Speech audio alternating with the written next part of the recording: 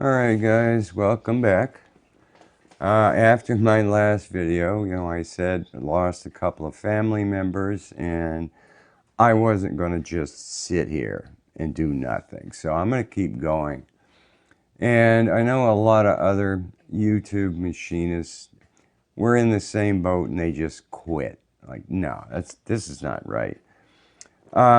So when I first started, I watched every one of Tom Lipton's Ox Tools first 100 videos. He was sharing his knowledge, his experience, and it taught me a lot. So I was thinking, well, what can I do? There's a lot of people, new guys, great, young blood out there machining, showing machining, and there's tons of videos now on machining. When I started, there was nothing out there, especially on the mini lathe and mini mill, so I was showing everything I did to improve the machines. So what I can share now, I think, to contribute to the community is my experience, my knowledge. So I'm going to do a whole bunch of short videos on each subject. I'm going to start with gauge blocks, 1, 2, 3 blocks, why I have them, what I do with them, do you need them, blah, blah, blah, so on. So I hope you enjoy and see you next time. All right, I've had over the past few months quite a few inquiries asking me, why do I have so many different gauge block sets? Well, let me explain. This was my first set. It's a rectangular set. Bought it some 10 years ago. I was green to the hobby. I had just bought my granite surface plate, so I needed something more to play with. And again, I didn't know. So, looking at the set, this came from Hardware Factory Store. And it's pretty good because I can go 50,000 or half inch, 0.55, 6065. I mean, it was great. I had just the regular Turlin. I think I had the best test back then. Dial test indicators to check out. Didn't have anything but a marginal surface gauge. So, but the nice thing is, here's tenths. This is 0.1001002345, goes all the way up. So if I wanted to play with tenths of a thou, which is ridiculous, I've got it. I actually bought, this is a 50 thou, a Mitutoyo ceramic. You keep looking on Amazon and eBay, and pretty often you find somebody that's put a ridiculous price on something because they want to get rid of it. But, I'm being suspicious, and here it is, Hardware Factory Store's inspection certificate. I don't know how they got their name on it. The serial numbers do match the parts, but then you can easily recognize this set. The wood grain. Everybody has multiple pictures of their sets. You can go on Shars and Amazon and everybody, and you'll recognize the wood grain, the black thing, the little gauge block label here in the corner, and they also all show the certificate. And they all have, like, signed by the same guy, Kang Shao or something. They all have the same date on them. So you begin to think, okay, this is bogus. This is supposed to be a grade B, which is good to a tenth of a thou. Which, you think about it, that's not too accurate. They all have a nice mirror finish to them. So I'm thinking they should be better than that. I mean, these have been really lapped nicely. Anything with that kind of a shine on it, I don't know how they lap them or how they do it, but boy, as far as I could tell, this set is accurate. Especially when you get into tenths here. I measure, that's the other reason, multiple sets. I can do a 0.1005 from this set, that set, and another set here I'll show in a minute, and compare them all, and they're all exactly the same. So that was my first set. In my opinion, Rectangular gauge blocks are kind of useless. I mean, you can make some stacks. There's accessories that clamp them all together for a nice stack, but this kind of just sits in the drawer nowadays. So, and then I think everybody saw the next set I bought was this metric set. And you wonder, okay, why did he buy that? It's grade 1. It's the best you can get. Brand new. It was from China, and China can make things really nice. Everything's got an incredible mirror finish, way above this set. I've got my cheat sheet in there, and the other reason is, being metric, it goes into tenths of tenths. I mean, 0.04409. That's 9/10 of a tenth. So if I really want to play with some accuracy, this is the set to do it. I think it was a ridiculous price, like $100 or something. And hey, the guy had many sets. I think he had 10 available or something like that. But I got it. Yeah, they were all still in their wax paper oiled wrapper. Beautiful set, and the certificate on it that matches everything. The grades there. I think that's real. These are handwritten numbers in this thing. So that's why I bought this set. So if I really, again, if I really want to play around with tenths of tenths, this is the set to do it with. And it was cheap. So, okay. That was, that's the third set I bought. The second set is the square gauge blocks. And I bought this. I just got this sticker off of eBay, and I'm thinking about putting it on there, but I don't know. Pratt & Whitney spent a lot of time rebuilding this box, but this guy, you can do a lot of stuff with this set. This is a grade A, and I double-checked everything, and it is spot on. Made my own little brass knobs for holding things together. But with this set, and a height gauge, you can do all kinds of stuff. For instance, this thing, you can mount on this, or you can mount it on one of the blocks, and it says 0.100, which is, I can't get it in there, the distance from this surface to this point. So you can use this as a scribe. You can make any height stack you want and scribe it. This is a 0 one. If I can put that one back. So in other words, from this surface to this point is 0. So if you just want to make a stack and put this on it, you can scribe precisely where you want. If you want 121 thou height, you can stack it. The half rounds, these are precision radiuses. I'm not sure exactly what you do with it. This guy I made to hold my dial test indicator. What happens is you put this on your block. This is rounded. All the corners are rounded, so it doesn't matter where you put it. Oops. Then you bend your needle stem on the dial test indicator straight down, so you're 90 degrees. You can put this up against the surface, rock it, see the highest reading. Then you can put the whole thing without unbolting it, so you know it stayed. Now rock it higher on like a square, and you can tell if that square is truly square. I did all my squares, and they're pretty much so right on the money. One of them was slightly off. I think it was a tenth or something like that. This goes in this hole, this slot. So, and the other thing why I bought this set, well, never going to use them, I'm sure, but 1/16, 5/64. This doesn't exist anyplace. I've been looking for it for years. Same way with these three. Cannot find them. I had a tool room grade set, which I sold and to get the money to go towards this set, grade A. This thing is beautiful. Everything has got an incredible mirror finish to it. It's spot on, so I'm loving this, and I think I'm the only one with a complete set.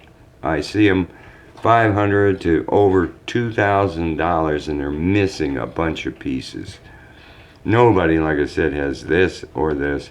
So this is why I bought this set, and I have used this thing left and right for various things. I haven't used it in a height gauge, describe anything, but I have used, this is the best surface gauge you'll ever see. It does not move. I mean, it's beautiful. Even the tool room grade 1 is gorgeous for using as a surface gauge on the granite plate. So, okay, that's basically it. How I wound up with 3 different sets and why I have 3 different sets. So, I hope that helps somebody out. Alright, not quite done yet. After doing the taping of the gauge blocks, I was thinking this is also kind of the same category, you know. People usually call them setup blocks, but I have also used them as very large gauge blocks. So I figured let me cover this too for what it's worth in this video. First up is this guy. I had to search like crazy on eBay. I didn't know what they were called. Okay, so I'm trying all kinds of combinations of words and things and finally stumbled across them. They're called space blocks. Machinist space block set. Now, why you would call something round a block, I don't know. And why did I buy it? Because I don't have it. So, with that said, part of this hobby for me is exploration, learning, acquiring things, looking at them. And I also like having things on hand so that it's here when I need it finally. There was something that I bought, I forgot what it was, but stuck it in the drawer. I bought it some 10 years ago and never used it. All of a sudden a day came up, a project I was working on. Hey, I need one of those. Oh, I have it. You know, I was going on eBay to try to find it, and then I remembered I have it, and I dug through the drawers, and there it is, and I used it. The other thing is, inevitably too, if a project comes up where I need one of these sets, you go and look for it, and you're going to be paying full price. This one, I think I paid $90 or something for it. The owner obviously just didn't want it. He's dropped the price like crazy because he just wants to get rid of it. So I have it. It was all nicely oiled and stuff. I think I changed the screws out. I like things really super nice and shiny and stuff. I looked at it. He had lots of pictures of it, holding all of them up. They were in perfect condition. Okay, perfect. I think, yeah, I replaced this foam. I didn't touch the box though. This was from, who is it? CDCO Machinery Corporation. Never heard of them. Does it say where they are? Tower Road, Illinois. But whatever, it says space blocks on the front of it. Alright. So, yeah, I have it. Have I used it? No.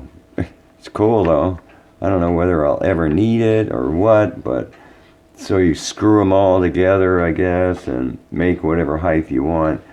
I'll talk about a sign bar later, but this could be useful for making a stack for a sign bar. So, yeah, I bought it. I have it. Never used it.